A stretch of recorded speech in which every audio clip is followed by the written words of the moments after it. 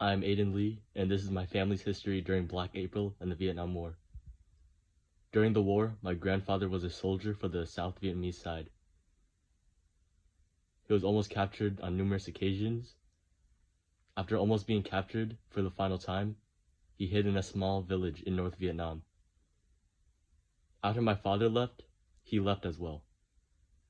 On the right is a photo of the Purple Heart Medal my grandfather was awarded for being injured. During Black April, my father was in the city of Saigon when the president surrendered. His house was searched and left a mess as North soldiers were looking for his father, my grandfather. On my mother's side, she lived in a small village far south of Saigon. Though the North Vietnamese soldiers did go through her town, they did very little to her and her family. They only took some rice and other goods once a month. On the right side is a photo of a re-education camp taken by a journalist that my grandfather was close to. To escape, my father took a boat. He was threatened by his enemies and ex-friends who told the government he was Catholic. He first went into hiding, but realized that it wouldn't work out, so he had to leave to California. He went on a 5-day trip on boat to a Malaysian refugee camp, where he stayed for a year and a half.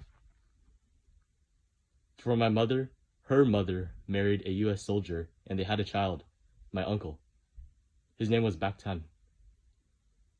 After having the child, my mother was able to come to America through the Amer-Asian Homecoming Act.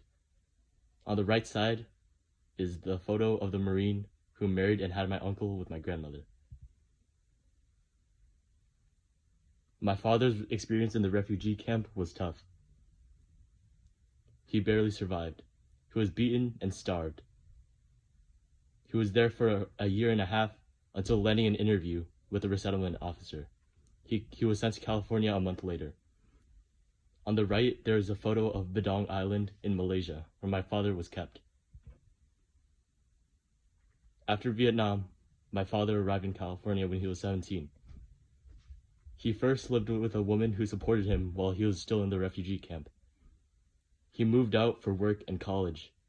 He went to trade school and landed a job as a machinist and mechanic in his later years. My mother worked at a coffee shop until meeting my father. Then they moved to Garden Grove, where they married and had me and my sister.